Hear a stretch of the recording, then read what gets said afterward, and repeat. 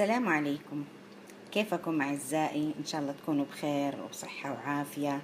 إجازة سعيدة إن شاء الله عليكم. خلاص خلصت ما شاء الله. يقولوا زاد البرد في الخليج ومناطق المملكة. عندنا جدة يعني دوبنا حسينا فيه، والبعض عندهم أمطار. الله يزيد الخير والبركة في بلاد المسلمين يا رب. وصفتي لليوم، تتذكروا كوكيز الشوفان اللي عملته قبل فترة؟ اليوم بعمله إن شاء الله بمكونات مختلفة.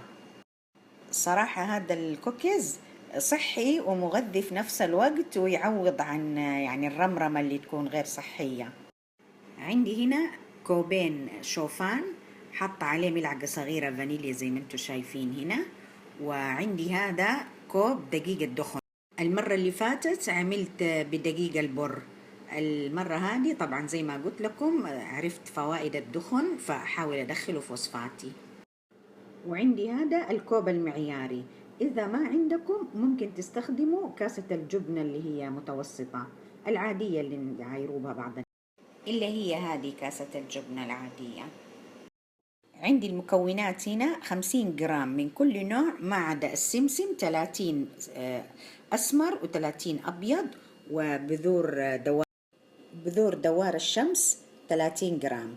ونصيحة، البعض يسميه عباد الشمس، وهذا العياذ بالله يجرح في العقيدة. كل مخلوقات الله سبحانه وتعالى تعبدوا وتسبحوا كما ذكر، فتسمية خاطئة إنه هذه النبتة تستدير باستمرار باتجاه الشمس، فسموها بهذه التسمية، وهذا خطأ. أرجو الانتباه، ونقول دوار الشمس أي تدور وجهها. بالنسبة للوزن بالجرام، عندي هنا الميزان الإلكتروني، هذا اشتريته مرة نفعني صراحة.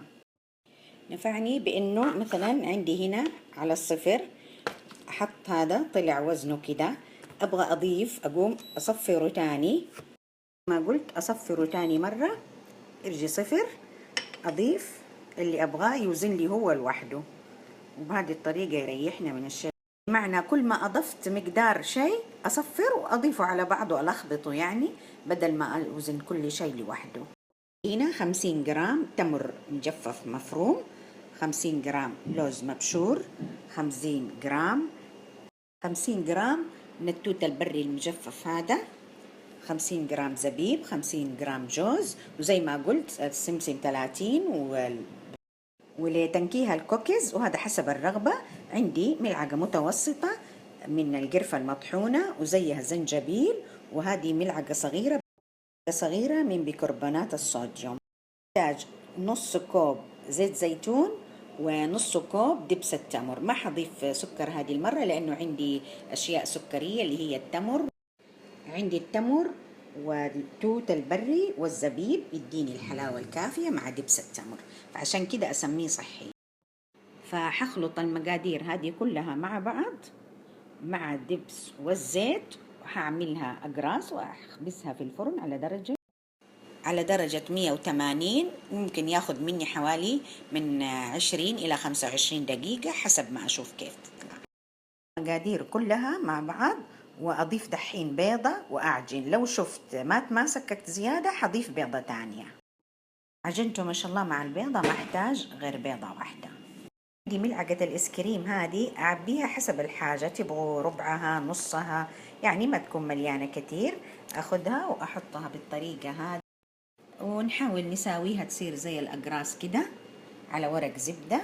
وبعد ما أخلص الكمية أدخلها الفرن زي ما قلت، أدخلها الفرن على درجة 180 مسخن مسبقا لمدة 20 إلى 25 دقيقة حسب ما أشوف احتياجها، والفرن يكون مفتوح من الأعلى والأسفل. ما شاء الله دخلت الفرن، إن شاء الله في المساء أكتب لكم المقادير. ما شاء الله الكوكيز طلعته من الفرن، شوفوه من الداخل كيف، وهذا اللون طبعا ياخده من دبس التمر. لما أقول يغنينا عن الرمرمة أقصد هذه اللي طبعا ما حد يقدر يقاومها لو هي قدامه، فيكون إيش قدامي؟ هذا البديل.